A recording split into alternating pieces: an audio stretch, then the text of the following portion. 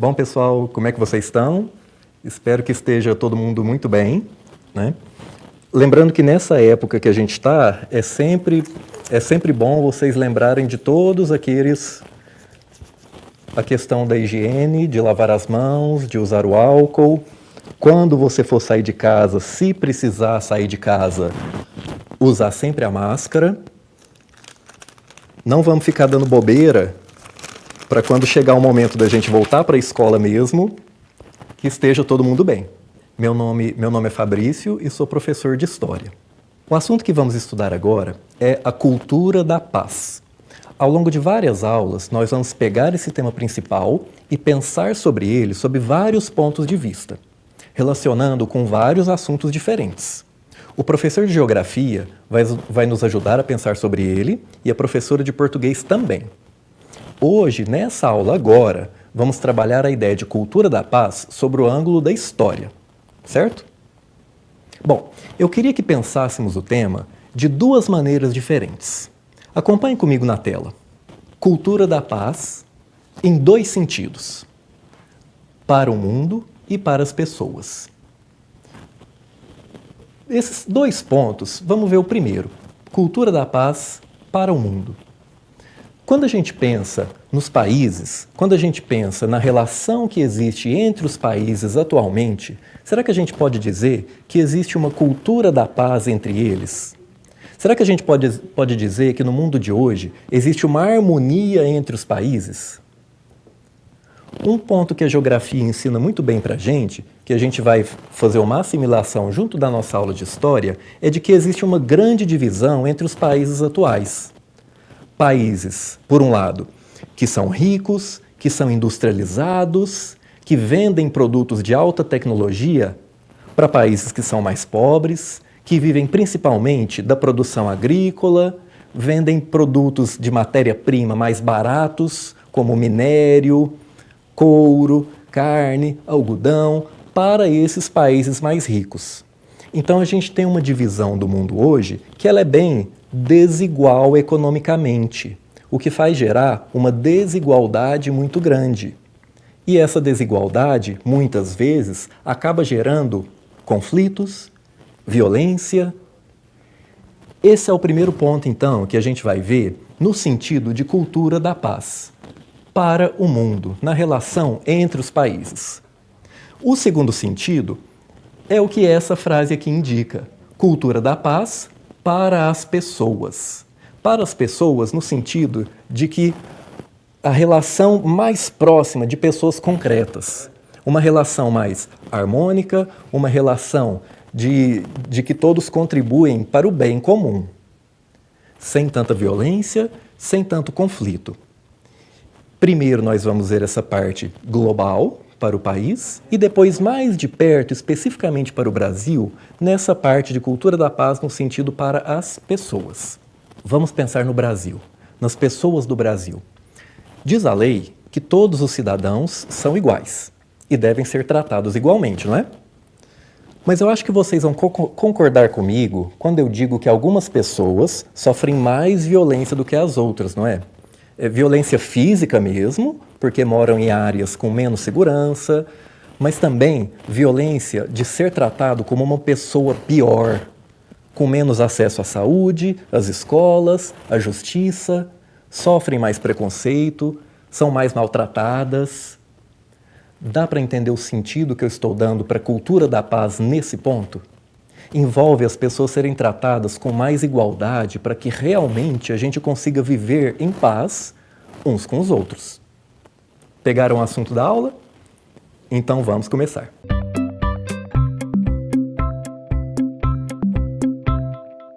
Vamos começar então com aquele primeiro ponto, o da escala global dos países. E como nosso ponto de vista aqui é a história, vamos usar as relações de tempo, de presente, passado, para ajudar a pensar sobre isso. Essa imagem aqui, ela é uma charge, que ela é bem antiga, na verdade. Tá?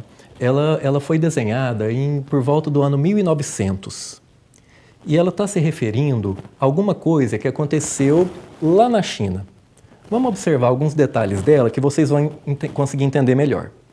Olha só, nessa parte aqui, a gente vê várias bandeiras dos Estados Unidos, da França, da Rússia, do Japão, da Itália.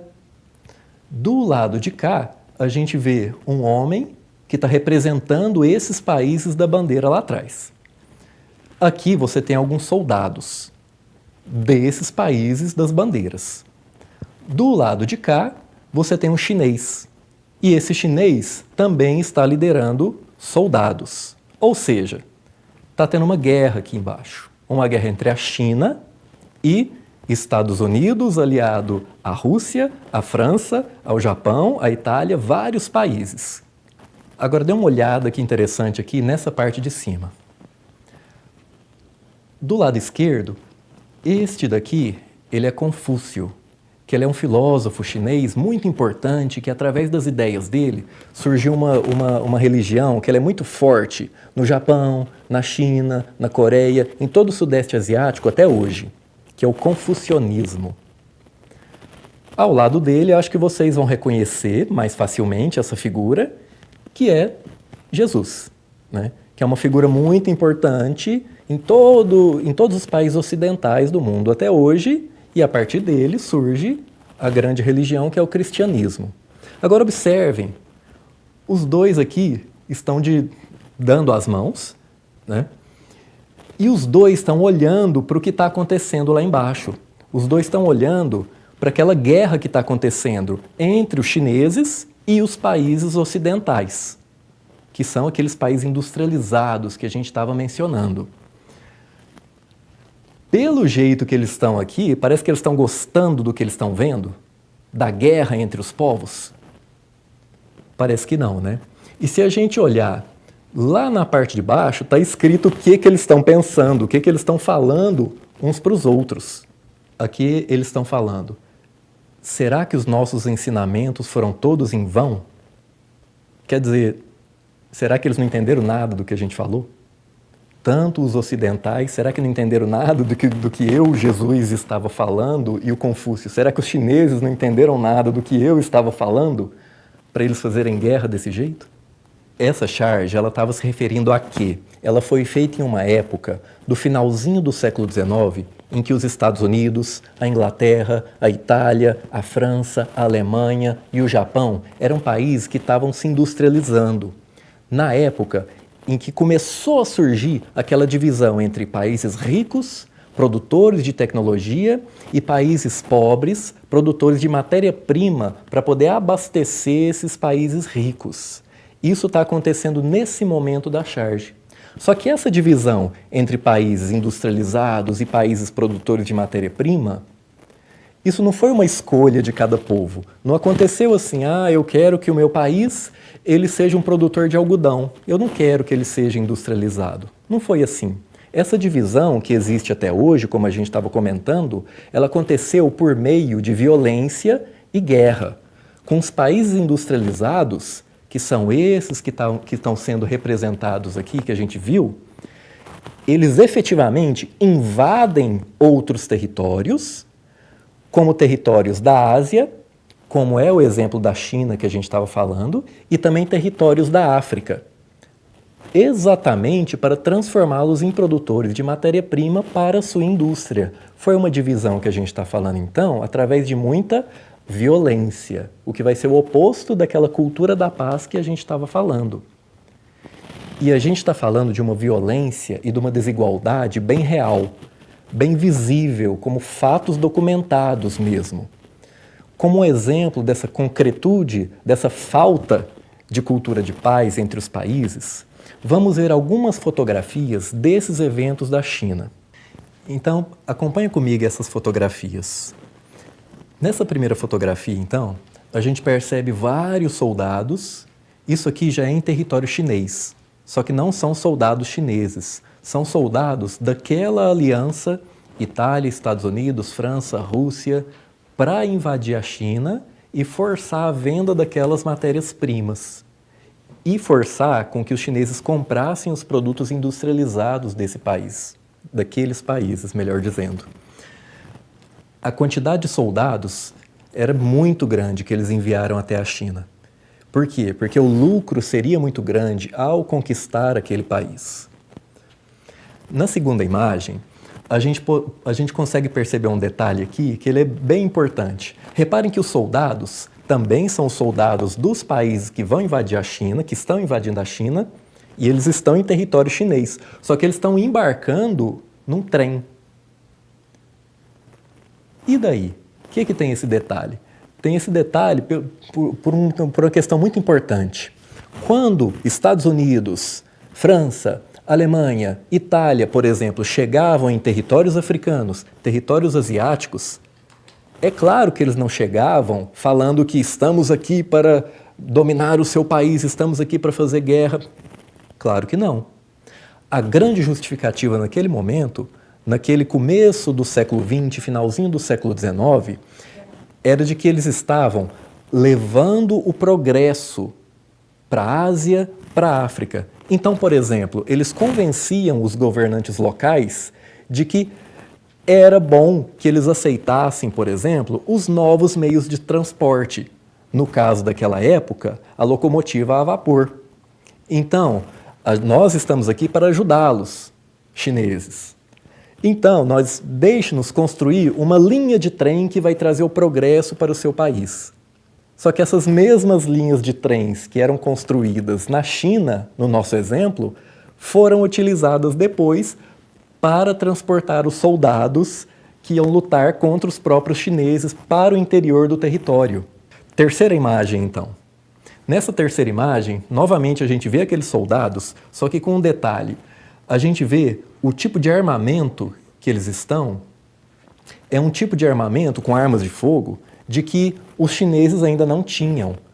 A gente tem fotografias dos chineses que lutavam contra esses soldados dos países industrializados, lutando com lanças, com facões, enquanto esses países estão chegando para poder dominar esses territórios de África, Ásia, no nosso exemplo, a China, com armas de fogo, com canhões.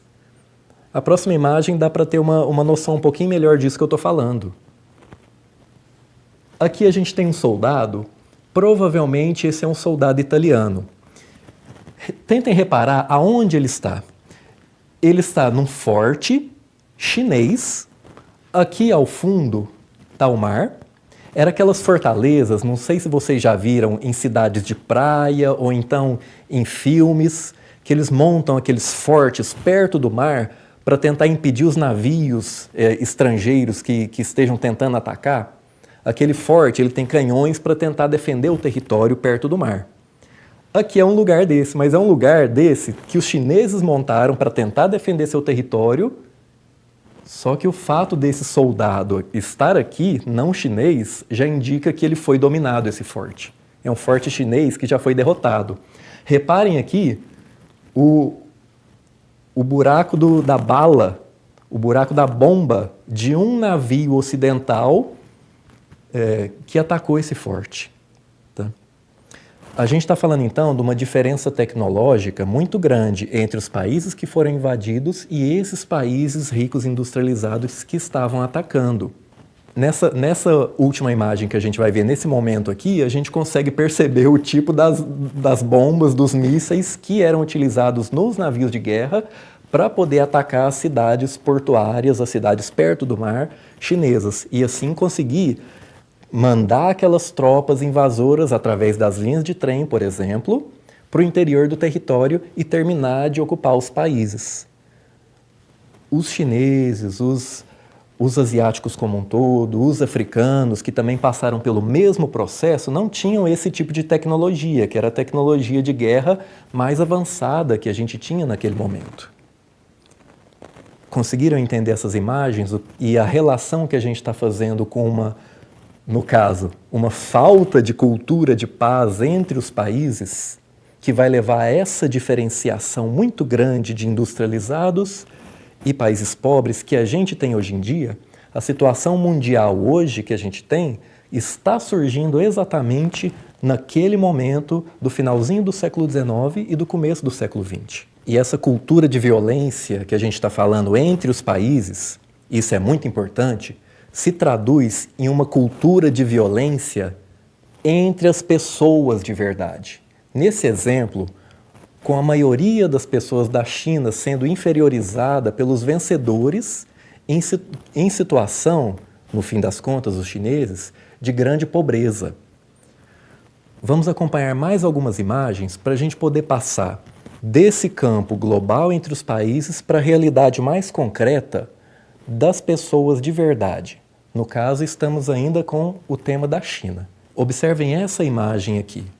Essa fotografia já é uma consequência daquela guerra que a gente estava vendo nas fotografias anteriores. Aqui a gente já percebe uma das cidades, ainda no exemplo chinês, bombardeada por esses países que estavam invadindo o território. Percebam então que era uma destruição total, por exemplo, em toda essa área da cidade. Até lá no fundo, vocês conseguem perceber que sobrou só escombros. Na próxima imagem, que a gente pode ver, a gente vê mais de perto o detalhe, o grau de destruição que era esse tipo de invasão. Tanto na China quanto nos outros países está acontecendo casos semelhantes a esse. Então a China terminava, depois de uma situação como essa, tendo que aceitar os termos dos países como Estados Unidos, França, Inglaterra, que queriam aquele fornecimento de matéria-prima, por exemplo, o algodão, madeira, tabaco, minério de ferro, por exemplo, carvão, que é o que eles utilizavam nas suas indústrias. Depois do país invadido sofrer bastante, ele não tinha muito mais opção do que aceitar os termos desses países industrializados, o que eles queriam receber como matéria-prima e o que eles queriam vender como produtos industrializados. Tentem imaginar a situação das pessoas reais que viviam numa cidade que passava por uma guerra como essa. Vamos olhar mais uma figura. Nessa próxima figura, a gente pode ver mais de perto pessoas de verdade, no caso chineses. Eu quero que vocês percebam, nesse caso, é a pobreza da população mesmo, chinesa. É claro que já existia pobreza antes desses países ocidentais e também o Japão industrializado chegarem. Só que ela é muito intensificada com essa divisão que a gente está dizendo após essas invasões. Então a gente tem uma população que fica extremamente pobre, como a gente consegue ver um exemplo só nessa imagem, e também na próxima a gente vai conseguir ver esse mesmo elemento. Consigam perceber então também pelas roupas, pelo tipo de local onde, no caso, essas crianças estão. Então a gente tem uma situação de bastante desigualdade que está surgindo nesse processo de diferenciação violenta entre os países, onde não tem negociação, você tem violência. Na próxima imagem, vamos ver mais um detalhe. Aqui a gente consegue ver mais de perto ainda umas características que acontece com essa invasão. Isso aqui é uma fotografia tirada na China. Quando esses países, Estados Unidos, Alemanha, Rússia, conseguiam entrar no território após a guerra como eles queriam, empresários desses países iam morar na China para poder conduzir a produção das matérias-primas e a venda dos produtos industrializados. Governantes, representantes dos países europeus, dos Estados Unidos, eles eram enviados para viver na China.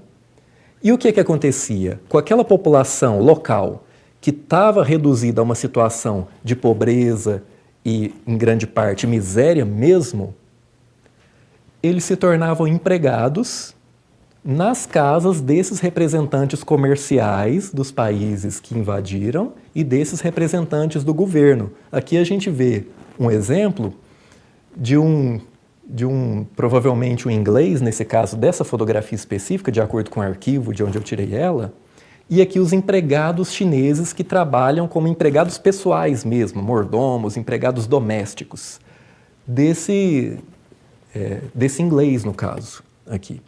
Na próxima foto, a gente consegue ver um exemplo semelhante, só que talvez um pouco mais chocante para a gente. O mesmo caso. Esses representantes comerciais e de governos, eles iam com toda a sua família para morar na África, na Ásia, no nosso caso, na China.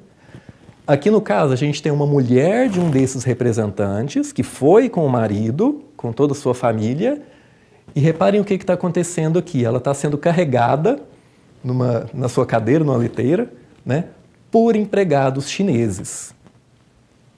Eu acho que quando a gente olha uma figura dessa, é meio inevitável a gente até pensar uma relação meio automática que a gente tem com a escravidão que a gente teve no Brasil, por exemplo. Nesse caso, os chineses não eram escravos, mas era praticamente uma escravidão pelo salário e pela humilhação que eles eram submetidos. Realmente com castigos físicos também, realmente com uma situação de degradação muito grande. Vocês estão conseguindo entender o movimento que a gente está fazendo, então, de uma cultura de violência, do oposto da cultura de paz entre os países, guerras globais envolvendo nações, mas que tem reflexo direto na vida de pessoas reais e concretas. E que elas vão manter essa mesma desigualdade entre as nações, ela continua sendo reproduzida num nível pessoal, de uma desigualdade e de uma violência de tratamento muito grande entre as pessoas. Todas essas imagens que a gente viu, todas essas fotografias da China, elas foram tiradas de um arquivo fotográfico histórico da Universidade de Bristol. Prestem atenção que esse vai ser um detalhe muito importante que a gente vai voltar ao final da aula, o fato da gente estar utilizando informações que são tiradas de algum lugar confiável, que elas são embasadas em estudo, em fatos reais. No finalzinho a gente volta nesse detalhe, tá? E o Brasil nessa mesma época? Será que havia uma cultura de paz entre as pessoas do Brasil? No começo do século XX, que foi a mesma época que a gente estava falando sobre a China, o Brasil tinha acabado de se tornar uma república. Lembra desse assunto?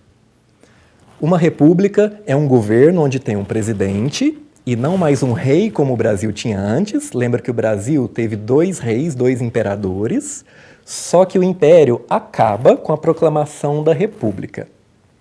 Você passa a ter um presidente, que ele é eleito pelo voto dos cidadãos, onde todas as pessoas na república são consideradas iguais perante a lei. Mas será que naquele comecinho da república no Brasil tinha um clima de paz social entre as pessoas?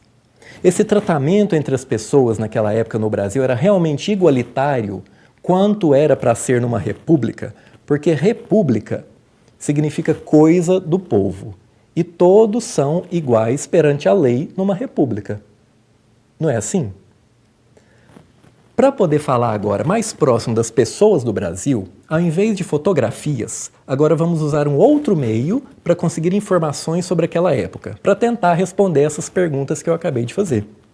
Vamos utilizar alguns números que os historiadores conseguiram reunir através de pesquisas em documentos. Acompanhe aqui comigo. Observem essa tela aqui. Com ela, a gente vai conseguir ver algumas informações daquele momento onde o Brasil tinha acabado de virar república, não era mais império. Na primeira coluna da esquerda, eu coloquei o nome de alguns dos primeiros presidentes que o Brasil teve. Prudente de Moraes, ele virou presidente do Brasil em 1894, Campos Salles, que veio depois daquele primeiro, Rodrigo Alves, que virou presidente em 1902. O que nos interessa para a gente não é exatamente o presidente, mas o detalhe de como eles viraram presidentes. A ideia não é que toda a população é igual perante a lei numa república, e a coisa mais básica não é que toda a população deveria poder votar para escolher o presidente? Vamos olhar uma informação que a gente vai ver aqui, um número que vai aparecer para a gente, em quantas pessoas votaram para escolher esse Prudente de Moraes. Ele virou presidente do Brasil com 345 mil votos. Tá, mas isso é muito ou pouco? Tá? Gente, 345 mil votos, na época, significava apenas 2,2% da população. Ou seja, quase 98% da população não votou e escolheu Prudente de Moraes. A gente teve um presidente escolhido por uma quantidade muito, muito, muito pequena da população brasileira, apesar de agora ele ser uma república e todos terem os mesmos direitos. Porque naquele primeiro momento, as mulheres ainda não podiam votar, as pessoas analfabetas ainda não podiam votar. Só de você excluir desse direito as mulheres, a gente já tem a metade da população excluída do direito. Analfabetos era a maior parte da população. Está começando bem o Brasil nesse começo de república? Olha o segundo presidente, Campos Salles. A quantidade de votos que ele teve para virar presidente, 462 mil. Aumentou um pouquinho. Mas será que isso aqui significa que a porcentagem da população participante aumentou muito? 2,7% só das pessoas votaram e escolheram esse Campos Salles e puderam escolher o presidente. É um aumento ridículo, na verdade, não é? De 0,5% apenas. Isso é muito pouco para um país que se quer uma república de verdade, uma coisa do povo. Se a gente fosse seguindo, eu coloquei mais um presidente, mas se a gente fosse seguindo todos os outros até 1930, 1940, a gente ia ver um movimento semelhante. Olha o de Rodrigo Alves, por exemplo. No total de votos que ele teve, foi 645 mil, o que significa, em termos de porcentagem da população, 3,4%. Quase 97% da população não escolheu esse cara que virou presidente. Então, será que a gente pode falar que o Brasil ele tinha uma igualdade mínima, um tratamento harmônico entre as pessoas e, dessa maneira, uma cultura de paz nesse começo da República?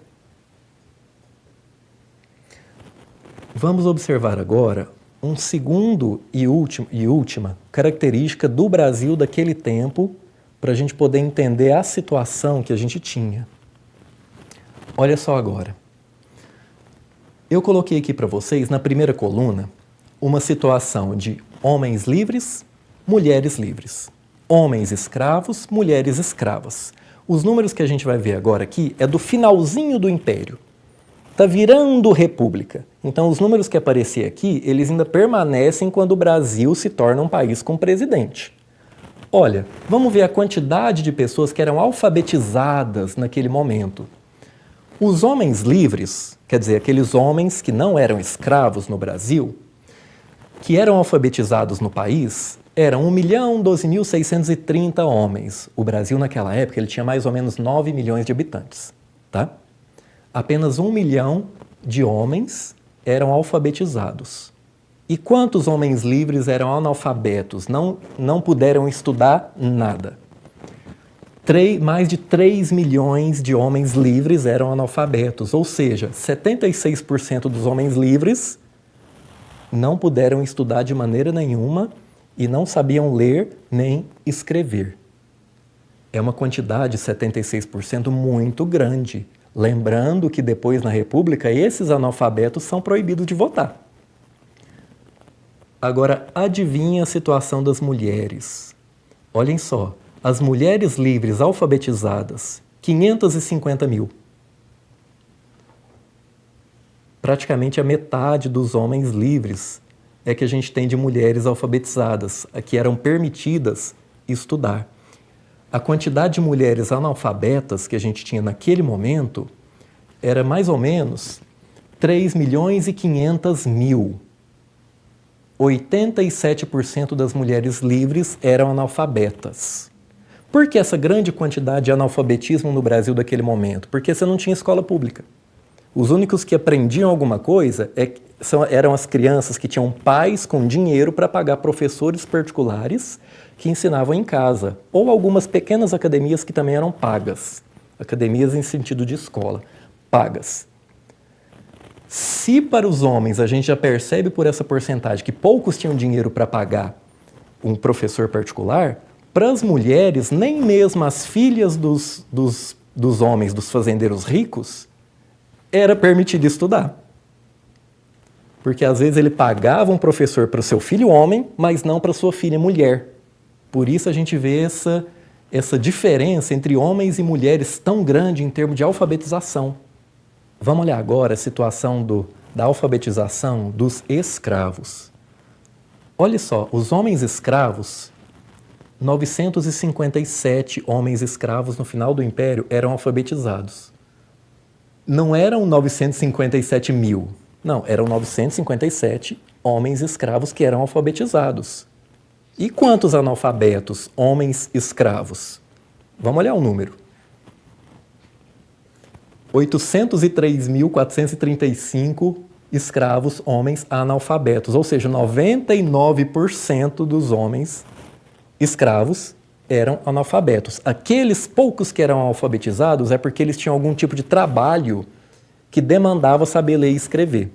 Eles trabalhavam como escravo em funções como escrivões, como assistentes de jornalistas, de advogados. Então, eles eram ensinados a ler e escrever, não para ter uma vida melhor, para ter uma compreensão, não. Era para trabalhar também. Mesmo assim, era uma quantidade muito pequena. 99% eram analfabetos. E quando eles são libertados com a Lei Áurea, imagina a situação dessas pessoas todas para conseguir emprego, para conseguir uma vida melhor, se eles saem desse analfabetismo tão grande. E, por fim, as mulheres escravas, a gente tinha, em termos de alfabetizadas, 444 mulheres alfabetizadas, menos ainda do que os homens, que era um total de, e com um total de analfabetas, mulheres escravas analfabetas, a gente tinha 704.500, ou seja, 99,9% das mulheres escravas eram analfabetas. Mais uma vez, imagina a situação dessa população toda, tanto os escravos quanto os livres, quando começa a República. Será que tinha condição da gente começar um país onde todos são iguais, partindo dessa situação? Todas essas informações dessa tela e da anterior, eu tirei de historiadores que fizeram bastante pesquisa em documentação para poder pegar todos os fatos e emitir essa conclusão que a gente está vendo aqui. Então, de novo, não é simplesmente uma opinião, é alguma coisa fundamentada num estudo bem real. Será que podemos dizer que havia uma cultura de paz entre as pessoas do Brasil naquele começo da República? Uma real vontade de se ajudar, de viver em harmonia? Vocês notaram que, para discutir o assunto da cultura da paz, eu fiz questão de apresentar as informações, as fotos da China, os números da desigualdade no Brasil, sempre citando de onde eu tirei as informações? Se você não reparou, quando você assistir a aula de novo, repare bem. Por que eu estou falando isso? Porque eu quero já fazer uma ligação com a próxima aula que vocês terão de língua portuguesa. Só com informações bem fundamentadas, a gente pode dar uma opinião sobre determinado assunto. Uma opinião vazia, baseada só na minha cabeça, não vale muita coisa. É uma verdade que só vale para mim mesmo.